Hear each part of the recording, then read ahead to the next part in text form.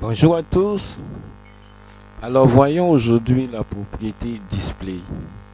Alors la propriété display est un élément important. Il va se charger du mode d'affichage de nos éléments HTML sur notre page. Alors il faut dire que par défaut, chaque élément HTML a une propriété display définie. C'est pourquoi il existe deux catégories de balises. Les balises dites balises de type bloc et des balises dites des balises de type inline. Ok. Alors ces deux catégories là peuvent être modifiées avec la propriété display. C'est ce que nous allons voir ensemble. Alors pour ce travail, nous avons déjà préparé un fichier HTML qui est tout prêt. Ok, donc il est constitué de 4 divs. Ok. Alors nous avons utilisé ces identifiants, mais on ne va pas les utiliser. On va faire un sélecteur d'éléments. Donc chaque div contient juste du texte, un H1 et un P. Ok. C'est le dernier élément, la dernière div qui contient juste un H1, un P. Et dans ces P, on a mis juste deux images. Ok. Alors on va voir ensemble l'affichage. Alors nous avons appliqué un style vraiment basique. Ok. On a déjà enlevé les marges externes et les marges internes. Ensuite, on lui a appliqué un border. Ok. Un border radius et puis un background color. Donc voici par défaut ce qu'on obtient. Alors ce que je vous expliquais tout à l'heure, c'est que un élément HTML a une propriété display déjà prédéfinie, sinon deux propriétés. Ok. Il y a la propriété display dit inside qui concerne le contenu de notre bloc, et il y a la valeur de display dit outside qui concerne en réalité le conteneur lui-même. Ok. Alors un élément de type bloc, c'est quoi? En réalité, lorsqu'il se positionne, ok, si on ajoute un deuxième élément, il obligera le deuxième élément à aller à la ligne. D'accord? Et un élément de type inline, il ne va pas obliger l'autre à aller à la ligne, mais son second va s'afficher à la suite. Ok? Donc déjà, j'ai utilisé, comme le constater, deux balises images. Je pouvais compléter ces deux balises juste en dupliquant pour qu'on voit mieux. Donc si je duplique mes deux balises images, on verra que on ne va pas aller à la ligne parce que la balise IMG est une balise de type inline. Donc toutes les images vont s'afficher, ok, les unes à la suite des autres. Par contre, les divs, comme le remarquez, sont des éléments de type bloc. Du coup, la div qui suit est obligée d'aller à la ligne. Ok. Donc sur la div, si je veux appliquer un display de type bloc, je n'ai rien fait parce que ça sera lui dit utilise ton comportement par défaut. Ok, donc de type bloc, rien ne va se passer. Ok, donc c'est pareil. Alors je vous explique mieux pour que vous puissiez comprendre. Ici par exemple, dans ce fichier, l'ensemble des listes, ok, sinon les principales, ok, valeurs de la propriété display. Alors je vous ai dit tout à l'heure que la propriété display a deux valeurs en réalité, soit qui sont exprimées de façon explicite ou implicite. Alors lorsque nous exprimons une propriété display, soit nous utilisons le outside ou le inside ou encore les deux. Alors les valeurs de la propriété outside, il y a le bloc, ok, il y a le inline et puis il y a le run in. Ok. Alors ces deux propriétés que vous voyez float, ok, sinon la propriété float ne fait pas partie en fait des valeurs de display, ok. Donc ces propriétés là vont jouer en fait sur le bloc. On ne va pas le voir. Les plus importants que nous allons étudier, c'est inline et puis bloc, ok. Ce sont les plus importants que vous allez côtoyer tout le temps. Ensuite, en ce qui concerne le contenu en lui-même, ok, il y a la valeur flex que nous allons voir, ok. Nous allons même étudier les flexbox, ok. Donc c'est comme ça que c'est propriétés sont définies. On va voir tout à l'heure. Alors, il y a une autre façon de l'écrire en combinant les valeurs. Ça, on ne va pas le voir. Ok, on ne va pas le voir, mais vous pouvez vous-même tester. Je vous montre tout ça pour que vous voyez ce que vous pouvez faire avec la propriété display. Il y a le positionnement sous forme de liste que vous pouvez utiliser également. Ok, comme vous le constatez ici. Ensuite, il y a le positionnement sous forme de tableau. Voici les différentes valeurs que vous voyez là. Ok, et puis ensuite, ce que nous allons voir, c'est la valeur de display qui est none, qui va nous servir à masquer des éléments. Ok. Et enfin, il y a cette syntaxe, l'écriture en legacy, qui est aussi une syntaxe qui permet de définir non seulement les éléments, le type d'affichage en outside et également en inside. Ok. La première valeur contient le outside et puis la deuxième valeur concerne le inside. Ok, il y a également les valeurs globales que nous avons vues jusqu'à présent, inherit, initial, et puis onset, qui sont des valeurs qui vont aussi nous servir. Ok, donc on va sans plus tarder voir de quoi il s'agit. Ici, display block, comme je l'ai dit, c'est la valeur par défaut de l'affichage du display au niveau des blocs. Ok. Par contre, si je fais le display block sur l'image, ok, parce qu'on voit qu'on a une image dans ce que nous sommes en train de faire. Dans IMG, si je le mets en display block,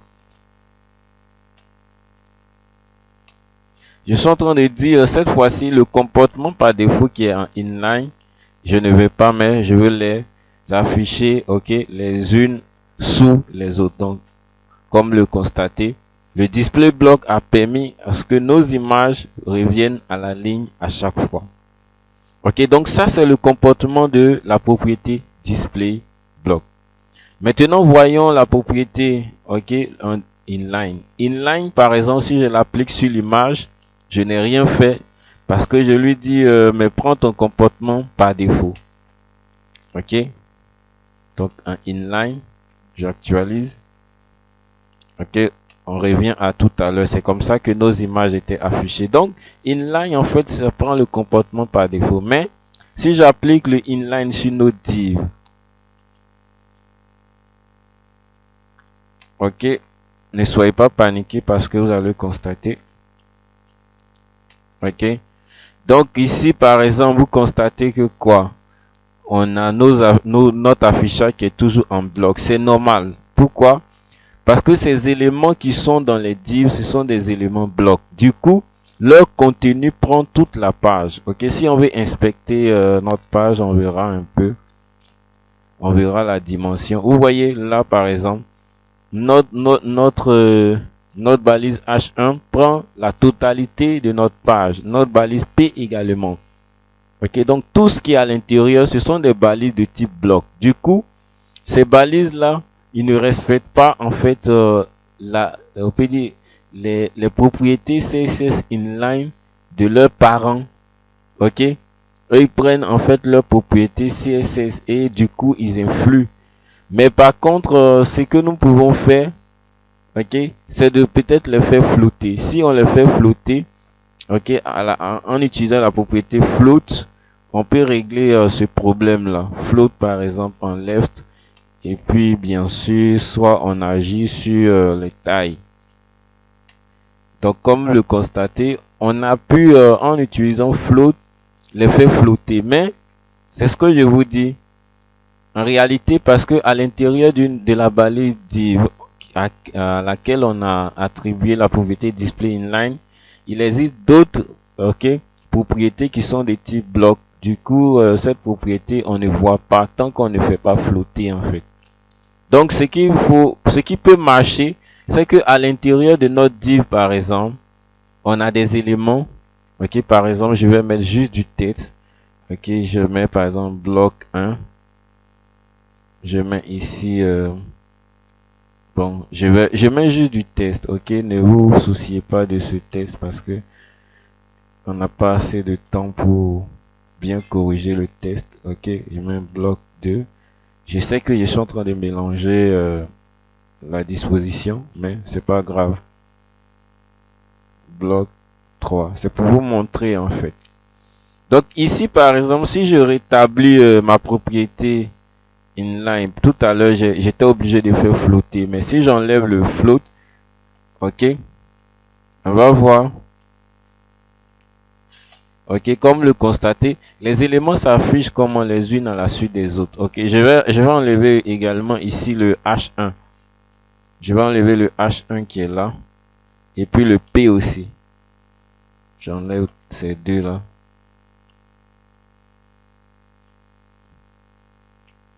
J'enlève ça.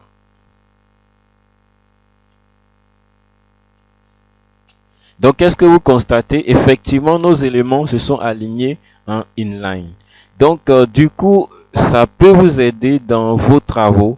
Lorsque vous avez un élément de type bloc qui est à l'intérieur d'un conteneur, ok, auquel vous appliquez une propriété display avec pour valeur inline, assurez-vous de le faire flotter parce que le contenu est de type bloc. Tant que vous ne le faites pas flotter, vous n'allez pas voir que vous pouvez le déplacer. Ok? Donc, aussi pour pouvoir régler le problème à l'intérieur, mettez un élément de type inline si vous ne voulez pas le faire flotter. Ok? Donc ça, ce sont des astuces que vous pouvez utiliser vous-même. Maintenant, de type inline, par exemple, si je veux lui appliquer une taille, ok, par exemple un width de 500 pixels, non 500 c'est trop, 250 pixels.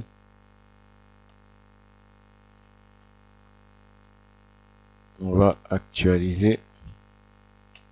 Qu'est-ce que vous remarquez? Rien ne change parce que c'est de type inline. Mais il y a cette syntaxe en legacy. Ok, c'est ce qu'on appelle en legacy. Donc inline block. Si je mets un inline block cette fois-ci, on voit que nos éléments ont pu faire quoi? Ont pu réellement avoir la taille que je voulais. Ok, effectivement, j'ai pris 2500. Donc c'est 250 je voulais écrire. Voilà.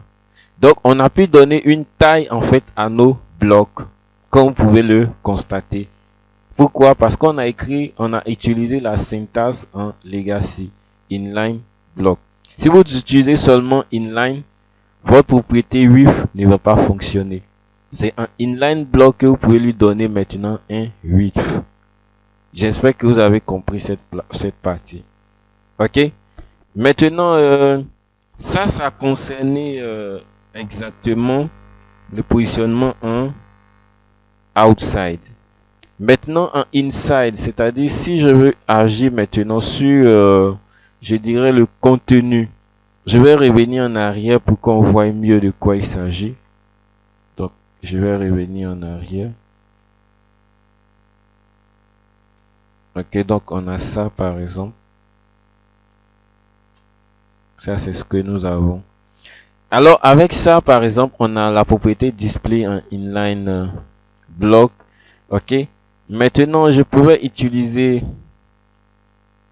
ok, l'élément display pour agir sur le inside, c'est-à-dire le contenu, les deux tests. Donc, si je commande cette partie et que je veux agir dessus, je peux utiliser la propriété display flex par exemple. Donc display flex va agir sur nos éléments. Ok. Donc qu'est-ce que vous constatez? En réalité, qu'est-ce qui va se passer? Bon, j'ai déjà commenté la première propriété display, donc vous remarquez bien. Alors l'élément bloc va s'afficher déjà, va s'appliquer à nos divs. C'est pourquoi les divs s'affichent les unes sous les autres. Mais le contenu également aura un affichage particulier. Comme vous voyez, on a un H1 et un P.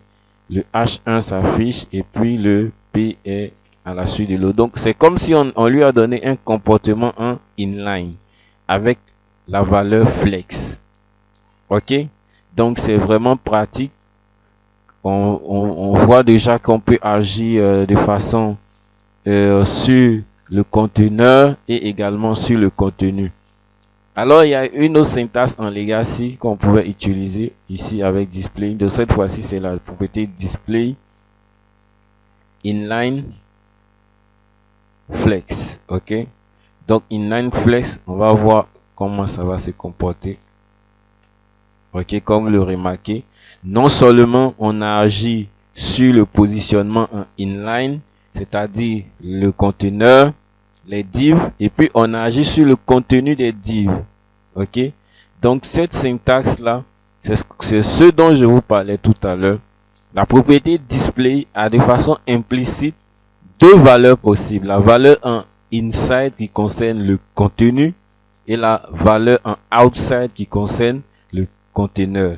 Donc ça, par exemple, inline concerne le conteneur, ok, c'est-à-dire le outside, et puis le bloc concerne quoi? Le inside. Ici, pareillement, ça c'est le outside, le conteneur, et le flex concerne le contenu qui est le inside. Ok, donc ce sont des syntaxes assez intéressantes. Vous pouvez regarder les autres éléments pour pouvoir ok, agir. Il y a le inline tab, ok, ainsi de suite. Le inline block, en fait, ça va s'afficher en inline, mais cette fois-ci, ok, le contenu qui est là aussi va s'afficher en bloc.